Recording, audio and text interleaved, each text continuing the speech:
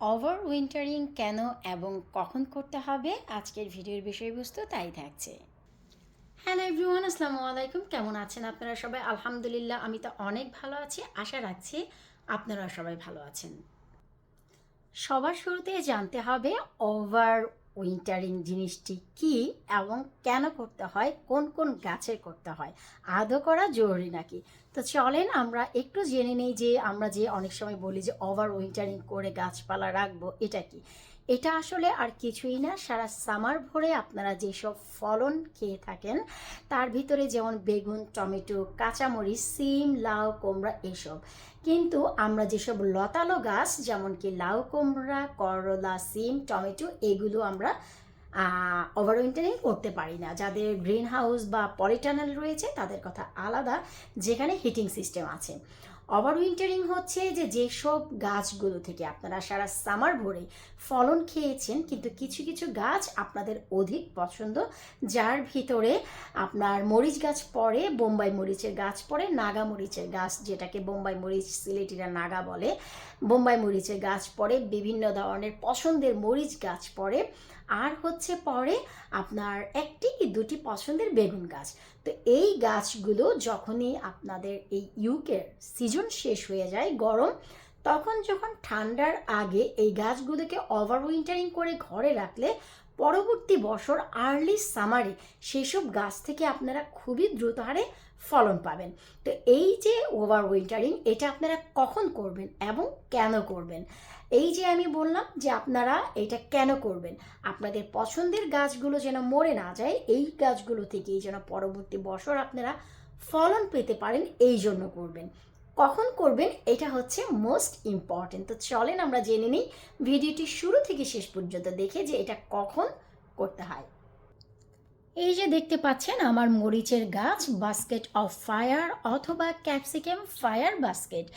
এতে এত পরিমাণ মরিচ এসেছে, ওরে আল্লাহ, এত পরিমাণ মরিচ এসেছে যা সারা সামার ভরে খেয়েছি।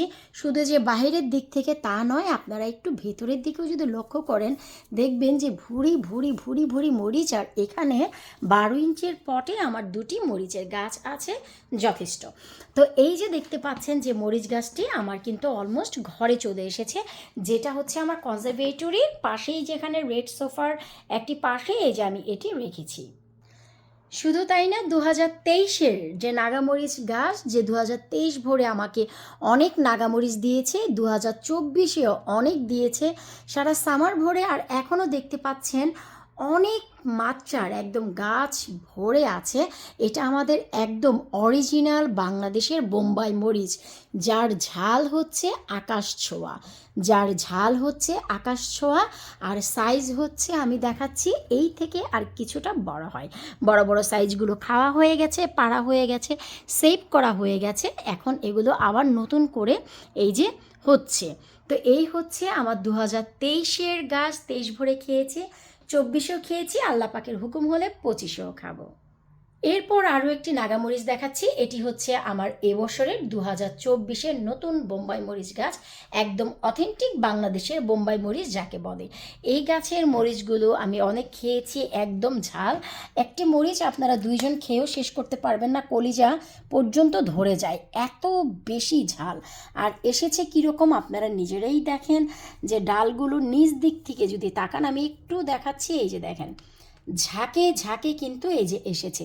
সো এই যে গাছগুলো আমাদের ইউকেতে ওভার উইন্টারিং করার সময় হচ্ছে অক্টোবরের শেষে আপনারা ওভার উইন্টারিং করে তারপর এগুলোকে ঘরে রাখতে পারেন পরবর্তী বছরের জন্য, যদি আপনাদের পছন্দের মরিচ গাছ থাকে বা একটি দুটি যদি বেগুন গাছ রাখতে চান।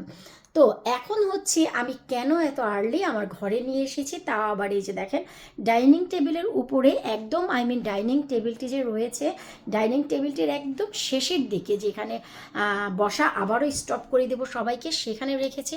পাশাপাশি আলহামদুলিল্লাহ গাছের বীজও শুকাচ্ছি। তো এখানে আমি কেন নিয়ে চলে এসেছি, এটাও কিন্তু আমার কনজারভেটরিতেই আছে। আর এই যে দেখতে পাচ্ছেন এই মরিচ গাছ প্লাস, এটা হচ্ছে এবছরের সর্বপ্রথম গাছ, যা হচ্ছে স্কচ বনেট, ইয়েলো কালারের হয়, অরেঞ্জ কালারের স্কচ বনেট, অনেক ঝাল হয়। তো এটা হচ্ছে আমি লাগিয়েছি আপনার অগাস্ট মাসের মিডলে। তো অগাস্টের মিডলে লাগানোর কারণে কোনো ফলন এখনও পাইনি। তো অনেক ফুল এসেছে, ভাবলাম এটা কেন বাহিরে রেখে মেরে ফেলবো। সো আমি এটাও ঘরে নিয়ে এসেছি। আর আমার যে সুজ র্যাক ছিল সেই সুজ র্যাকের উপরে আমি এই দুটি মরিচ গাছ রেখেছি।